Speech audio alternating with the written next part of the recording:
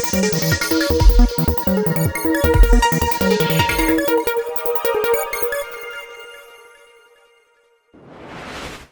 के उप मुख्यमंत्री मनीष सिसोदिया की गिरफ्तारी के बाद से लगातार देश की राजधानी दिल्ली की राजनीति सुर्खियों का हिस्सा बनी हुई है। जहां एक तरफ आम आदमी पार्टी के कार्यकर्ता सड़कों पर उतरकर गिरफ्तारी पर विरोध प्रदर्शन कर रही है, तो वहीं दूसरी तरफ भारतीय जनता पार्टी के नेता और सांसद कह रहे हैं कि जब कुछ गलत किया ही नहीं तो डर कैसा। ऐसा ही कुछ कहा है दिल्ली से बीजेपी सांसद रमेश विधुड़ी ने। देश संविधान से चलेगा। इस संवैधानिक दृष्टि में अनैतिक कोई कार्य करेगा तो जेल जाएगा ही। अनैतिक कार्य करोगे और जेल नहीं जाओगे। और फिर देखो, आम आदमी पार्टी के लोग एक स्क्रिप्ट पढ़े जा रहे हैं, कल से एक ही स्क्रिप्ट पढ़ रहे हैं। एजुकेशन मंत्री अबे भाई, वो एक्साइज मिनिस्टर थे। एक्साइज मिनिस्टर रहते हुए जो उन्होंने घोटाला किया है उसकी बताइए। मैं इस बात को बार बार दोहराता हूँ, इधर उधर की बात ना करो। ये बताओ काफिला कैसे लुट गया।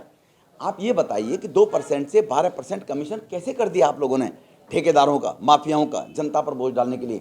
आपसे पूछना चाहता हूं, आप लोगों ने 144 करोड़ रुपया क्यों लाइसेंस होल्डर्स के छोड़ दिए, शराब माफियाओं के? क्या उन्होंने फीस जमा नहीं करी, उनके पैसे माफ कर दिए? क्या रिश्तेदारी थी आप लोगों की? रिश्तेदारी नहीं थी, वो पैसे 50-50% पे बांटे गए थे।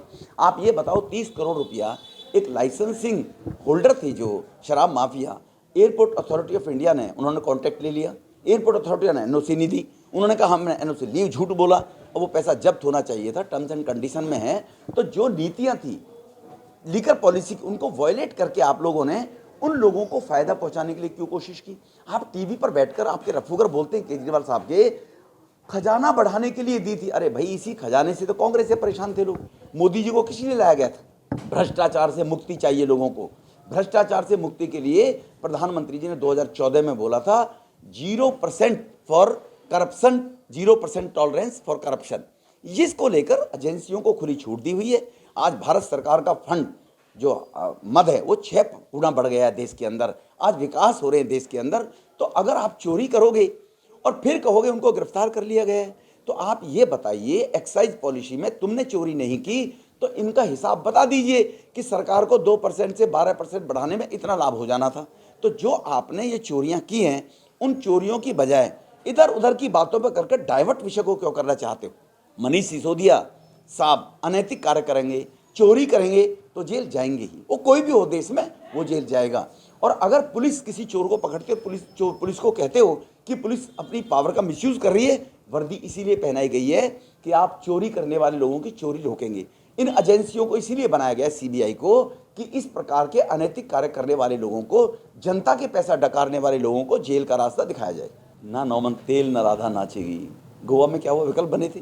उत्तर प्रदेश में विकल्प बनने गए थे ना? क्या औकात रही आप लोगों की? उत्तराखंड में विकल्प बनने गए थे ना? दिल्ली में 15 साल की एंटी इनकम्बेंसी के बाद जनता ने बीजेपी को 37 से 39% वोट दिया। लास्ट टाइम हमें 37% वोट मिला था, इस बार 39 मिला। आपको 57 मिला था, आप 42 पे आ गए। विकल्प, क्योंकि ये मालूम है कि मोदी जी पर अटैक करने से जो और सारे विपक्ष के लोग वो इकट्ठे होंगे इनके साथ, और मीडिया उनको जगह दे देता है बार बार मोदी जी पर अटैक करने के लिए। अरे अपनी हैसियत, अपनी दिल्ली को चलाने तो बस की है नहीं।